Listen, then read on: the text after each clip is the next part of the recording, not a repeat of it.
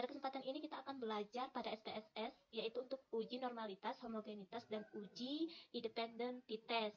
Di sini saya sudah memiliki data, yaitu hasil angket minat terhadap barang model M. Ini sebagai contoh saja.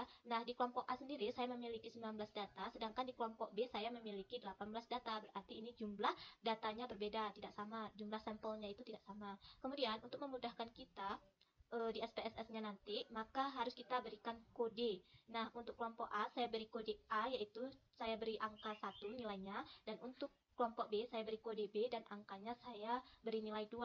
Kemudian, bagaimana kita akan mengujinya di SPSS? Nah, di variabel view-nya harus kita definisikan dahulu. Nah, untuk di baris 1 ini, saya beri nama hasil, saya definisikan. Sedangkan untuk baris keduanya, saya definisikan sebagai kelompok. Nah, untuk labelnya, saya akan beri nama hasil angket minat, dan yang keduanya saya definisikan sebagai kelompok. Kemudian jangan lupa di values-nya di baris kedua, di untuk kelompoknya kita definisikan 1 yaitu untuk kelompok A, karena kita tadi memberikan kode untuk A adalah 1, kemudian kita add, dan 2 adalah kode untuk kelompok B. Kita tuliskan dulu. Nah, jika sudah selesai, kita okekan. Nah, kemudian di data view-nya ini muncullah hasil dan kelompok. Nah, sekarang kita akan mengolah data yang ada di Excel. Maka data ini harus kita pindahkan ke SPSS-nya. Kita copy. Oke, kita pastekan saja. Atau Ctrl V juga bisa. Kemudian, data untuk kelompok B kita taruh di bawah sini. Kita kopikan.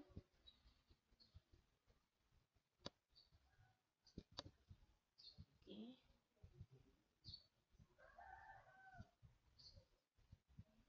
Kita Ctrl paste aja biar cepat. Kemudian, untuk pengkodeannya, kita juga akan copy. Oke. Tapi kita tempatkan di kelompok. Selanjutnya juga seperti itu. Yang untuk kode ini juga kita kopikan. Kita pindahkan. Jika di data SPSS-nya sudah lengkap, maka ini sudah siap untuk kita ujikan. Karena kita akan belajar uji normalitas, maka langsung saja kita ke menu Analyze, kemudian kita Descriptive Statistic. Di sini ada pilihan menu Explore, kita tekan saja Explore. Kemudian hasil angket minat ini kita pindahkan ke Dependent List. Kemudian untuk kelompoknya kita pindahkan ke Factor List. Karena ini sampelnya berbeda. Jika sama, maka dua-duanya kita tempatkan di Dependent List. Kemudian jangan lupa kita buat plots. Nah, karena kita akan uji normalitas, maka kita checklist yang normality plots-nya. Kemudian continue. Kemudian kita okekan. Maka menunggu sebentar, hasilnya akan muncul seperti ini.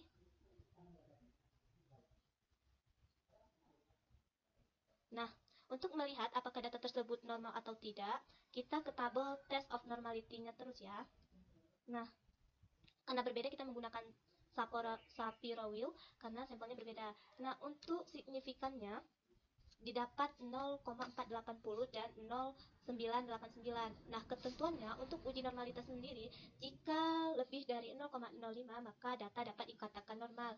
Nah, di sini kita dapat temukan bahwasanya data ini normal karena sudah lebih dari 0,05. Selanjutnya, untuk uji homogenitas sama juga, langsung saja kita ke menu Analyze, kemudian kita ke Comparements, kita pilih One Way ANOVA.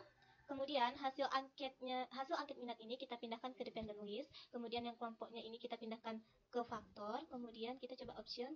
Karena kita akan menguji homogenitas, jangan lupa kita checklist homogeneity of variant test ini. Kemudian continue.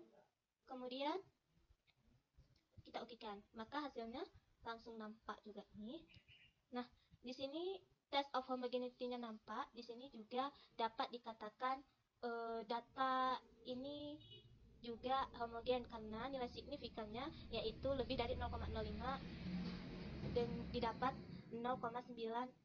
95. Jadi dapat dikatakan bahwasannya data ini normal dan homogen.